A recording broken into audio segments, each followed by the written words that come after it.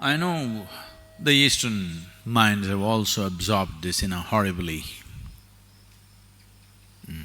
distorted way, but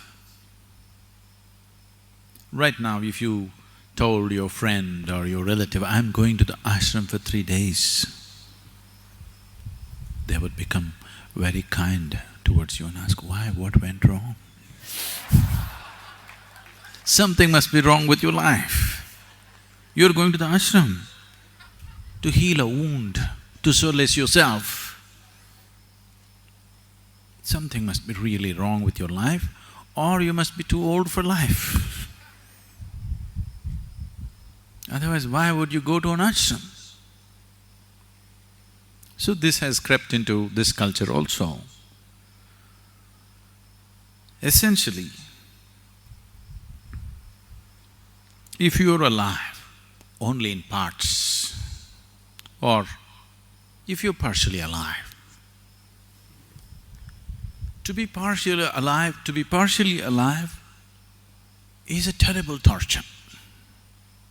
Many of you have been through these science classes. I'm sure you opened up frogs and cockroaches, did you? They were nice, lively beings, but you opened them up because you wanted to find their heart and liver and kidney. Half alive, being half alive is torture. Have you seen this? Always being half alive is torture. This is the torture that a large segment of humanity is going through right now because they're half alive. Only one part of them has become alive. Only their physicality and mentality has become alive. The rest of it is yet to become alive. Half-alive people will suffer everything.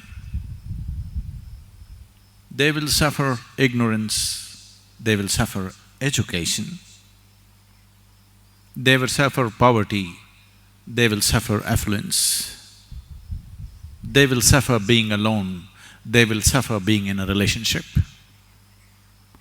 If they are not married, they suffer. If they're married,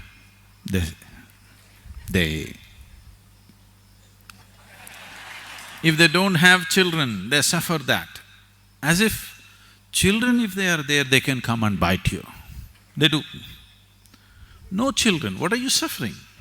But that also they suffer.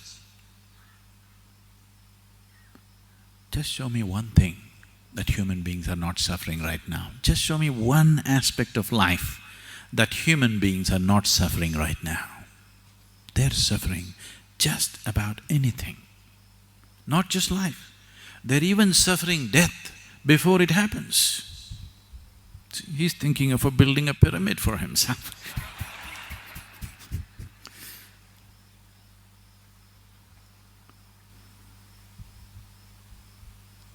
That which is and that which is not, everything they suffer. This is not. You are not suffering loneliness, you are not suffering company, you are not suffering money, you are not suffering poverty. What you're suffering is, you're half alive. You're desperately trying to make yourself fully alive through money, through drink, through sex, through going on a trek, coming to the ashram. In so many ways, you're somehow trying to make yourself fully alive, which is yet to happen fully. Here and there you feel a burst of aliveness, but again it ebbs down. So, when people are constantly half alive, pleasure becomes an important part of your life, very important part of your life. Without it, you cannot exist. Pleasure becomes paramount in your life when you're only half alive, when physicality is all that you know. Pleasure becomes of immense importance in your life.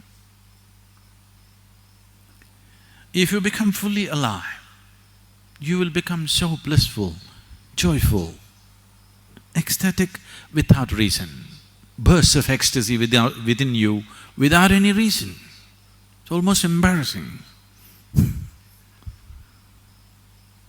Now, the thought of pleasure just evaporates. Looking for a drink, looking for some kind of pleasurable thing just evaporates out of your mind because you're fully alive. When you're fully alive, pleasure disappears. When you're half dead, pleasure is an important thing.